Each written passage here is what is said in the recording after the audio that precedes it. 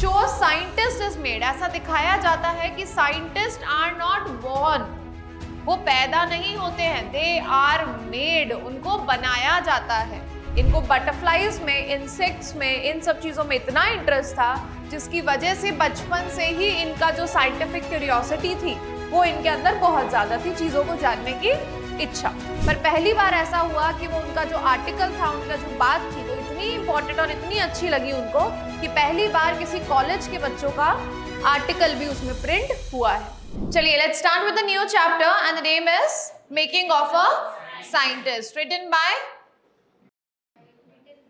written by writer, wow, Robert W. Patterson. So basically चलिए start करते हैं। First of all, he was born on 19 December in 1925 and died on 11th February 2006. Learning through observation, तो basically इनका काम यही था, ये जो भी चीजें सीखते थे उसको किसके थ्रू सीखते थे? ऑब्जर्व कर करके। की मैसेज इन्होंने जो प्रोवाइड किया है वो है क्यूरियोसिटी एंड ऑब्जर्वेशन। जब आपने ये चैप्टर पढ़ा था आपने भी ये चीज रियलाइज करी थी, है ना? क्यूरियोसिटी से ही सब कुछ हुआ, ऑब्जर्वेशन हुई तभी उस चीज में आगे बढ़े। शो साइंटिस्ट इज मेड, ऐसा दिखाया जाता है कि साइंटिस्ट आर नॉट बोर्न, वो पैदा नहीं होते हैं, दे आर मेड, उनको बनाया जाता है, right? Deep interest in nature since childhood, बचपन से ही उनको नेचर में बहुत इंटरेस्ट था। That's it. अब चैप्टर में क्या दिखाया गया है? सबसे पहले दिखाई गई है curiosity, asking how and why for everything. वो बच्चा जो हर चीज में क्वेरी रखता है, जो हर चीज को बार बार कुछ से पेरेंट्स से, टीचर से पूछता है, तो ऑब्वियसली उसकी स्किल्स डेवलप होंगी, राइट? तो क्यूरियोसिटी ही सब कुछ है। Observation, closely observing the natural world, learning from everyday experiences. Persistence and dedication, handling failures and setbacks. कोई भी चीज आप लाइफ में करेंगे तो आपको नहीं लगता कि हर चीज में कभी ना कभी तो फेलियर होता ही है ना? मार्क्स अगर हमारे क्या हमेशा बढ़ते ही रहेंगे, कभी कम नहीं हो सकते हैं? हो सकते हैं, राइट? सो हर चीज कम हो सकती है, कभी भी सेटबैक्स, फेलियर्स मिल सकते हैं, but we have to continuously practice for it so we can do better in life. Mentorship, supportive and encouraging mentor, सबसे जरूरी है कि आपकी लाइफ में कोई मेंटोर हो, आपके पेरेंट्स, आपके teachers, anybody who is still supporting you when you are still going down in your grades, right? तभी भी आपको सपोर्ट मिलता रहे। Guiding and inspiring your minds, तो एक ऐसा इंसान होना जरूरी है जो आपको कंटिन्यूअसली लाइफ में गाइड करे। Supportive and encouraging mentors, that's it. चलिए let's start. So basically chapter है किसके बारे में? रिचर्ड एब्राइट के बारे में। He has received many awards. The first one is Searle Scholar Award and the second is Caring-Plo Award for biochemistry and molecular biology. It was his fascination. Fascination means attraction for butterflies that opened the world of science to him. इनको butterflies में, insects में, इन सब चीजों में इतना interest था जिसकी वजह से बचपन से ही इनका जो साइंटिफिक क्यूरियोसिटी थी वो इनके अंदर बहुत ज्यादा थी, चीजों को जानने की इच्छा। At the age of 22, a former Scout of the Year excited the scientific world with a new theory on how cells work. So basically इसी बारे में बात करेंगे आगे। Richard एब्राइट and his college roommate, वो जो भी एक्सपेरिमेंट करे किसी ना किसी के साथ, कभी कभी उन्होंने मिलकर भी करे साथ में। सो वो और उनके कॉलेज के रूममेट थे। Theory in an article in the proceedings of the National Academy of Science. उन्होंने एक बार एक ऐसा आर्टिकल लिखा, ऐसी चीज लिखी कि उसके ऊपर आर्टिकल भी लिखा गया। It was the first time, पहली बार इस important scientific journal में कॉलेज स्टूडेंट का वर्क शो किया गया है। अदरवाइज ऑब्वियसली जब तक आप कुछ बहुत रिनोन्ड काम नहीं कर लेते हो तब तक उसमें आपका नाम नहीं आएगा, पर पहली बार ऐसा हुआ कि वो उनका जो आर्टिकल था, उनका जो बात थी वो इतनी इंपॉर्टेंट और इतनी अच्छी लगी उनको कि पहली बार किसी कॉलेज के बच्चों का आर्टिकल भी उसमें प्रिंट हुआ है। इन स्पोर्ट्स, इसका मतलब है जैसे बिग लीग्स बनाना at the age of 15। For Richard Ebright, it was the first time in a long string of achievements in science and other fields. और सब कुछ स्टार्ट हुआ because of butterflies. जब वो बहुत छोटे थे, Ebright grew up north of Reading, Pennsylvania. कहाँ बर्थ हुआ है उनका? रीडिंग नाम की जगह पर, पेनिल्वेनिया में। वहां पर करने के लिए बहुत कुछ नहीं था, बहुत छोटी सी जगह थी. But I certainly couldn't play. Certainly means I surely couldn't play football और baseball with a team of one. तो उसके कोई दोस्त नहीं थे, तो वो अकेले बहुत सारे गेम्स नहीं खेल पाता था. पर एक चीज वो अकेले कर सकता था, and that was collecting things. चीजों को कलेक्ट करना. So he did and did he ever. और उसने वही चीज की शुरुआत बहुत बचपन से करी और वही लाइफ में फिर वो आगे करता रहा. Beginning in the kindergarten, Ebright collected butterflies with the same determination. बहुत छोटे, kindergarten का बच्चा कितने साल का होता है सोचो? 3 to 4 years. 3 से 4 साल में उस बच्चे ने ये सब करना शुरू कर दिया था.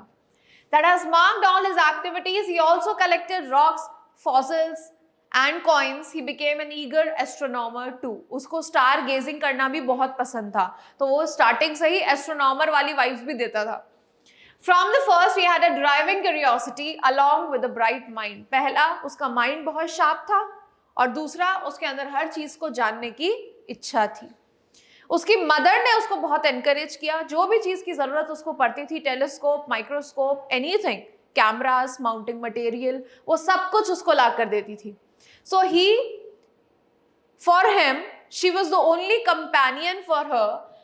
After that I would bring home. और इनफैक्ट वो जब दोस्त नहीं बना पाता था, तो वो उसके लिए दोस्त भी घर लेकर आती थी उसके बातचीत के लिए.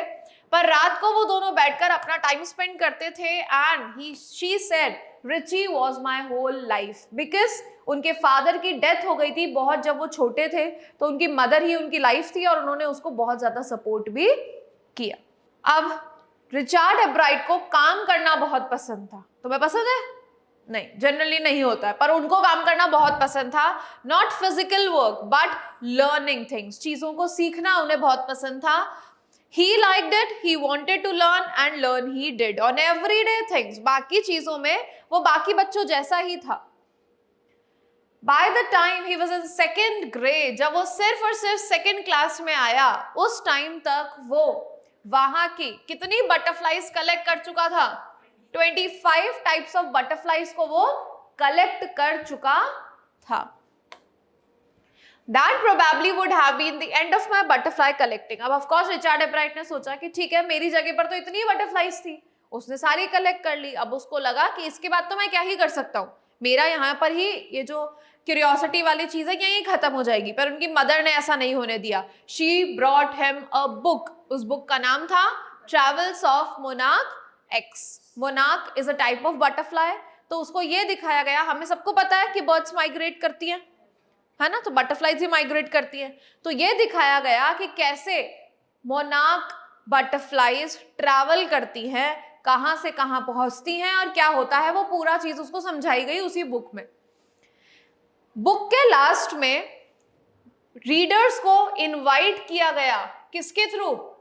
डॉक्टर फ्रेडरिक ए यूकार्ट. इन्होंने बोला मुझे कुछ बच्चों की जरूरत है जो मुझे इस चीज में हेल्प करेंगे. किस चीज की हेल्प करेंगे? याद है? बटरफ्लाईज को टैग करना. भूल गए? Ebright's mother road to doctor यूकार्ट. उन्होंने डॉक्टर यूकार्ट को लेटर लिखा कि ठीक है, रिचार्ड एब्राइट आपकी हेल्प करेंगे. अब काम क्या था? Attaching light adhesive tags. Light वाले टैग्स लगाने थे जो भी बटरफ्लाई मिले उसके ऊपर. उससे क्या पता चलेगा? मानो मैंने एक बटरफ्लाई पे टैग लगाया लाइट वाला, राइट? वो बटरफ्लाई कभी मानो आपके घर के पास आपको मिली, तो हमें क्या पता चलेगा कि वो कितने दिन में कहां तक ट्रैवल कर पाई है, उसको कितना टाइम लगा है ना, वो कहां तक ट्रैवल करी है, टाइम, वेयर, व्हेन, हाउ, सब कुछ हमें उससे आंसर्स मिलेंगे. तो यही चीज वो पता लगाना चाहते थे.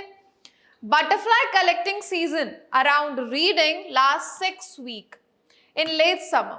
If you are going to chase them one by one, of course, अगर आप किसी भी चीज को एक एक करके पकड़ना चाहोगे, बटरफ्लाई, बर्ड्स हो गई, कोई भी चीज हो गई, तो मुश्किल होगी. एक एक बटरफ्लाई को पकड़ना मुश्किल होगा कि नहीं, राइट? तो क्यों ना उसने सोचा कि मैं इनको अपने ही घर के बेसमेंट में रेस करना शुरू कर दूं, right? So he would catch a female monarch. तो उसने एक फीमेल मोनार्क को पकड़ा, टेक हर एग्स, और उसको वहीं पर रेस करना शुरू करा। तो उनकी जो लाइफ साइकिल है, egg to caterpillar, caterpillar to pupa and pupa to adult butterfly, ये पूरी फॉर्मेशन स्टार्ट हो गई। अब इससे क्या प्रॉफिट हुआ? वो एग्जॉस्ट नहीं हुआ, वो बहुत इजीली सिर्फ फीमेल मोनार्क्स को लेकर आता था और बाकी की साइकिल अपने आप कंटिन्यू होती थी, जिसकी वजह से मोनार्क बटरफ्लाईज उसके पास अब बहुत सारी हो गई हैं और उनपे वो लाइट के टैग्स लगा लगा कर उनको भेज देता है। तो उसका काम बहुत ही ज्यादा इजी हो गया। Eventually I begin to lose interest. अब कोई भी काम हमें कुछ टाइम तक ही अच्छा लगता है, चाहे आपका कितना ही कोई फेवरेट काम हो, आपको कुछ टाइम तक वो अच्छा लगेगा। मैं सिंपल सी बात करती हूँ इंस्टाग्राम की। क्या इंस्टाग्राम तुम पूरे 24 आवर्स चला सकते हो? एक टाइम के बाद हमें आंखें दुखेंगी, सर दुखेगा, हम बहुत टायर्ड फील करेंगे, ऐसा होगा ना। हम मूवीज और सीरीज देखना बहुत पसंद करते हैं, पर तुम कितनी देर देख सकते हो? कोई ऐसा सब्जेक्ट जो तुम्हें बहुत पसंद है, मान लो तुम्हें मैथ्स के सम सॉल्व करना बहुत पसंद है, तो तुम कितनी ही देर सॉल्व कर लोगे? 3 घंटे, 4 घंटे, 10 घंटे, राइट? उसके बाद तो तुम एग्जॉस्ट हो जाओगे। मैं वो बात कर रही हूँ जो चीज पसंद है। मानो पेंटिंग करना पसंद है, गाना गाना पसंद है, डांस करना पसंद है, तो क्या पूरे 24 घंटे डांस कर सकते हो? क्या थक जाओगे ना? So everything is tiring after some time. हर चीज आपको बोर तो थोड़ी देर के लिए कर ही देती है। अब सबसे बड़ी चीज ये थी कि इस काम में उसको कोई फीडबैक भी नहीं मिला। फीडबैक का मतलब रिजल्ट नहीं मिला, right? I had tagged were recaptured and they were not more than 75 miles from where I lived. अब बहुत ही कम बटरफ्लाईज वापस मिली है और जो मिली है वो भी सिर्फ 75 माइल्स के अंदर अंदर ही मिली है, दूर नहीं, पास। जब वो 7th ग्रेड में आया तब उसको पता चला कि आखिर रियल साइंस होती क्या है। हम लोग बहुत सारे एक्सपेरिमेंट्स करते हैं, एग्जीबिशंस लगाते हैं, स्कूल्स में देखे होंगे आप लोगों ने, राइट? सो अब उसने जब पहली बार पार्टिसिपेट किया तो he lost. It was really a sad feeling to sit there and not get anything while everybody else is getting something. Ebright said कि उसकी जो एंट्री थी वो थी फ्रॉक टिश्यूज। उसने अपने सामने एक माइक्रोस्कोप रखा, उसमें कुछ फ्रॉक के टिश्यूज रखे और लोग आए, उसको देखा और चले गए। तो उसमें किसी को इंटरेस्ट आया नहीं। तो ही acquired that what he have to do is he have to something like he has to make something which is real. उसको लाइव चीजें बनानी पड़ेंगी। सो नीट डिस्प्ले से तो काम नहीं चलेगा। आई न्यू कि अगले साल के लिए I have to do something real experiment करना पड़ेगा। और सबसे ज्यादा वो किस सब्जेक्ट के बारे में जानता था? Insects, butterflies. So he wrote to doctor Urquhart. अब उसने डॉक्टर यूकार्ट की हेल्प ली कि चलो आप मुझे आइडिया सजेस्ट करो, और उन्होंने भी रिटर्न में बहुत सारे स्टैक ऑफ रिप्लाईज उसके लिए भेजे। इन हिज 8th ग्रेड उसको पता था कि मुझे अब रियल एक्सपेरिमेंट करके दिखाना है। So what he did is उसने देखा कि बहुत सारे बटरफ्लाईज में एक डिजीज होती है कैटरपिलर्स में, जो बोला जाता है किसकी वजह से होती है? बीटल्स की वजह से। बीटल समझते हो? इंसेक्ट होते हैं। तो बोला जाता है कैटरपिलर्स, बीटल्स, इन दोनों को जब साथ में रखा जाता है तो ये डिजीज फैल जाती है। तो उसने अपने बेसमेंट में ही कैटरपिलर्स और बीटल्स को साथ में रखा, पर उन्हें कुछ भी नहीं हुआ। तो उसने यही जब एक्सपेरिमेंट में शो किया तो क्या पता चला? क्या पता चला? कि ऐसा कुछ भी नहीं होता है। इसमें उसको प्राइज भी मिला। नेक्स्ट ईयर अगले बार उसका जो प्रोजेक्ट था वो था testing a theory that viceroy butterflies copy monarchs. मैंने आपको ये पहले भी समझाया था, this is viceroy and this is अब देखो इनका कलर कॉम्बिनेशन बहुत कुछ सेम है, थोड़ा सा शेप डिफरेंट है, राइट? पर आप देखेंगे जो विस्ट्रॉयज हैं वो किसको कॉपी करती है? मोनार्क्स को, क्योंकि मोस्टली जो बटरफ्लाईज हैं वो किसको खाती है? विस्ट्रॉयज को खाती है।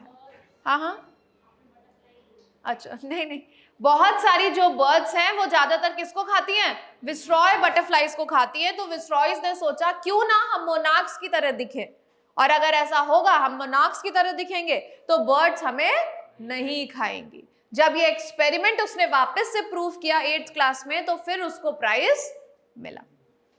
Next, Ebright project was to see whether in fact birds would eat monarchs. He found कि एक स्टार्लिंग बर्ड होती है। कौन सी बर्ड है? वो सिर्फ और सिर्फ किसको खाती है?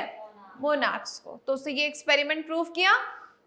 This project was placed first in zoology division and third overall the county science fair. In a second year in high school, जब वो हाई स्कूल में आ गया, उसका सेकेंड ईयर था, Richard एब्राइट began the research that leads to his discovery of an unknown insect hormone. It also led to the new theory of life cells. ये बहुत important है, इसी की बेस पर चैप्टर है। Question he tries to answer was simple. What is the purpose of 12 tiny gold spots on a monarch pupa's body? लोगों ने बोला कि ये जो 12 गोल्डन कलर के स्पॉट्स हैं, ये क्यों हैं? उसको डेकोरेट करने के लिए, ताकि वो सुंदर दिखे। पर जब इसने ये चीज पता करी तो पता चला they are producing a hormone in its body which is important for the development. ठीक है, वो स्पॉट्स का मतलब है उसकी बॉडी में उससे डेवलपमेंट होता है, पर लोगों ने तो बोला था कि वो सिर्फ ऑर्नामेंटल है। जब उसने इस चीज को प्रूव किया, then again he received a prize for it, award for it. वापस से उसको फर्स्ट प्लेस मिला है। As a high school junior, Richard Ebright continued his advanced experiments on monarch pupa. That year, his project won first place. तो उसको वापस से first place मिला and International Science Fair gave him another chance to work in the army laboratory. और इन सब चीजों की वजह से उसको एक बेनिफिट मिलता था, उसको आर्मी लेबोरेटरी, जहां पर सबको जाना अलाउड नहीं था, वहां पर उसको एंट्री मिलती थी और वो वहां पर जाकर अपने एक्सपेरिमेंट्स ट्राई कर सकता था। So in his senior year, he went a step further. He grew cells from a monarch's wing. Monarch के wing से उसने कोई cells को grow करा in a culture and showed cells would divide. वो cells अपने आप ही divide होंगे और उनसे क्या बनेगा?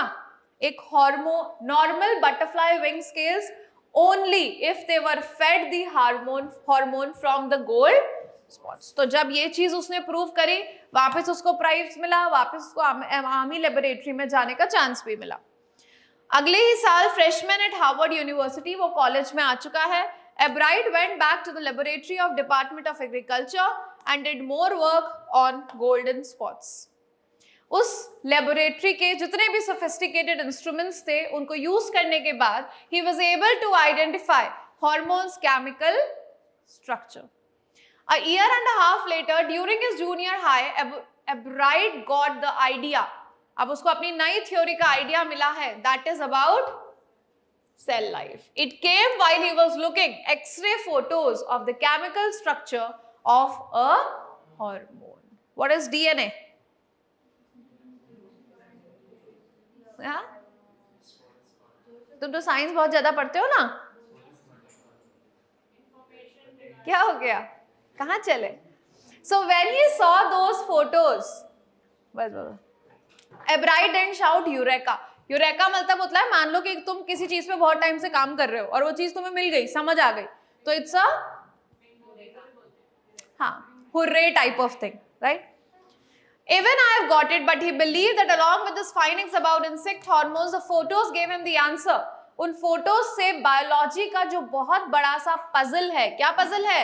How cell can read the blueprint of its DNA. So basically DNA is the substance in the nucleus of a cell that controls heredity in your body. It's basically blueprint of life.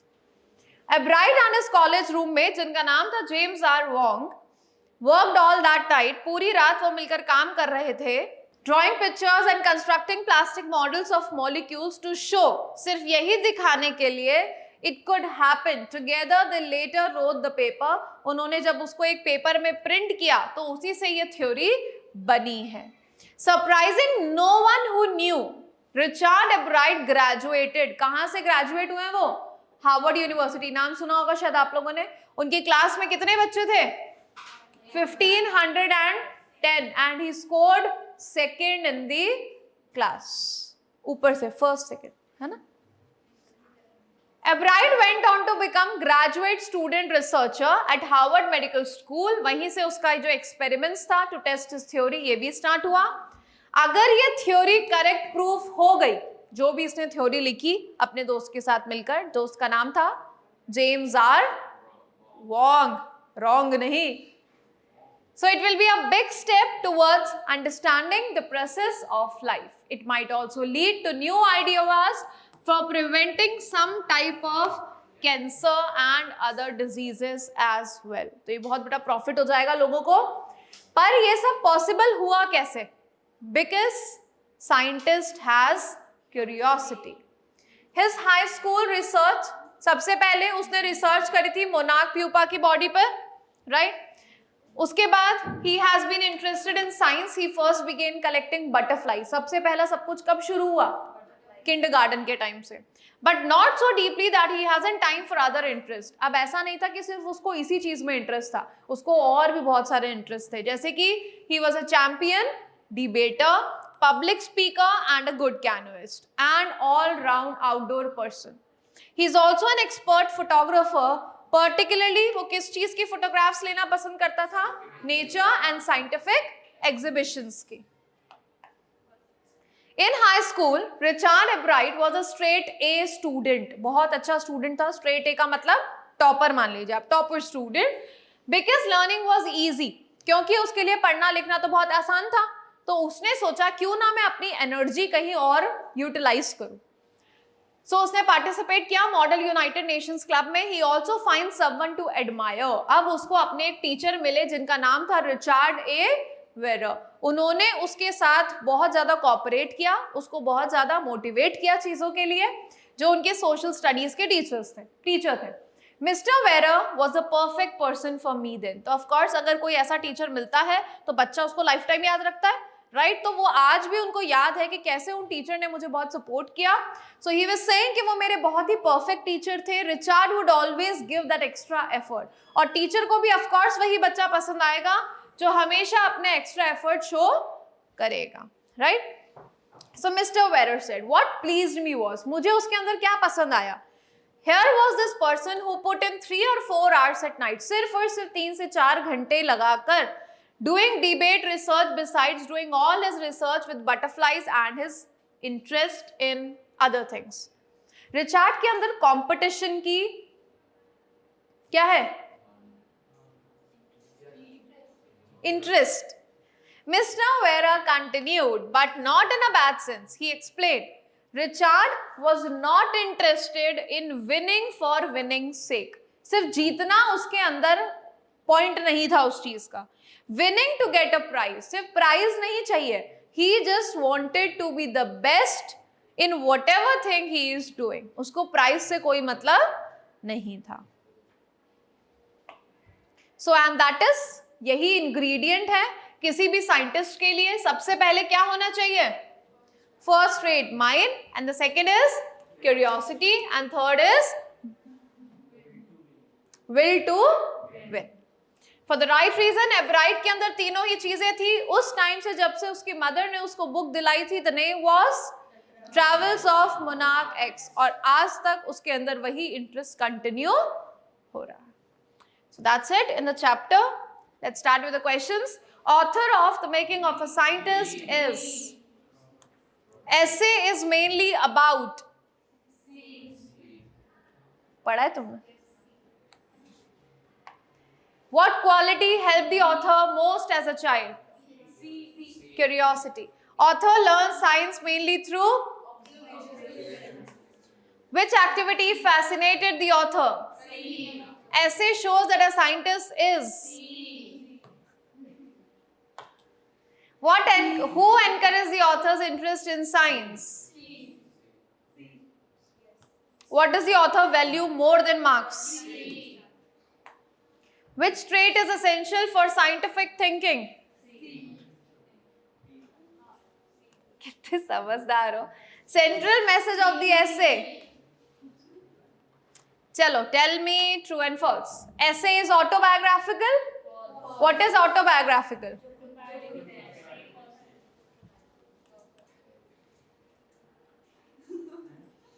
The author had no interest in science. Curiosity plays an important role. True. Observation is less important than memorizing fact. Author learned mainly from direct experience. A scientist is born, not made. Failure discourages the author completely. Teachers played a positive role. The essay encourages students to ask questions. Scientific thinking develops over time. Author dependent only on classroom learning. Curiosity leads to discovery. Essay promotes blind learning. Observation of nature help the author grow intellectually. The chapter inspires students to think scientifically. Who is the author? It was his fascination for. How did his mother help him? देखा, ऐसा ही होता है बेटा. How many species he had collected? 25. कहाँ पर? क्या D? कहाँ पर रहते थे वो? हाँ. पेन क्या पेन? लिख के दिखाओ, स्पेलिंग बताओ. हाँ. स्पेलिंग? हिमांशु? स्पेलिंग? हाँ लिखो. बताओ मुझे लिख के. Dash is the blueprint for life. What did he collect during his childhood? Sure? And what all? Insects? और rocks? Fossils? एक और चीज थी, सोच के बताओ. और क्या था? Coins. याद है? चलो, थैंक यू एवरीबॉडी.